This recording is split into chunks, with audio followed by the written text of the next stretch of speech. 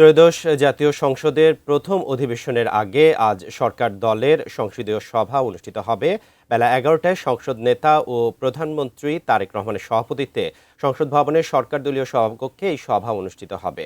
সেখানে আছেন সহকর্মী সম্রাট আনোয়ার। বিস্তারিত জানতে সরাসরি সংযুক্ত হচ্ছি তার সঙ্গে। সম্রাট, ১১টায় তো প্রধানমন্ত্রী তারেক রহমানের সভাপতিত্বে সভা অনুষ্ঠিত হবে। তো কে হবেন স্পিকার বা ডেপুটি স্পিকার, এ ব্যাপারে কোনো কিছু জানতে পেরেছেন কিনা?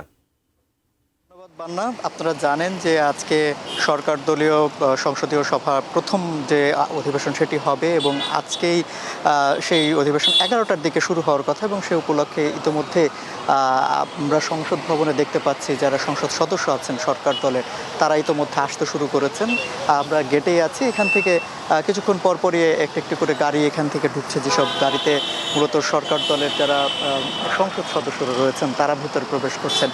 আর বৈঠকটি মূলত যে সংসদের মূল সম্মেলন কক্ষ, সেই সম্মেলন কক্ষে অনুষ্ঠিত হবে এবং সেই অনুষ্ঠিত সভাটি মূলত ১১টায় শুরু হওয়ার কথা এবং সেই সভার সভাপতিত্ব কিন্তু করবেন বিএনপির চেয়ারপারসন এবং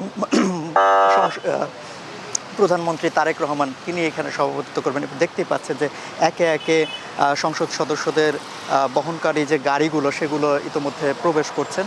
এই জাতীয় সংসদ ভবনের মূল যে প্রবেশ পথটি আছে সেই প্রবেশ পথ দিয়ে ইতিমধ্যে প্রবেশ করছেন।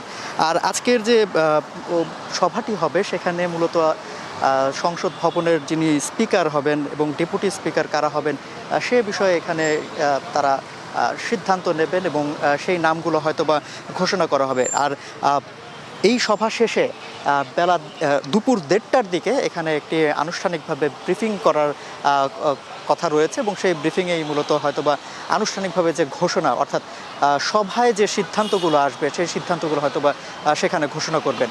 তো এখন পর্যন্ত এখান থেকে এই ছিল সবশেষ।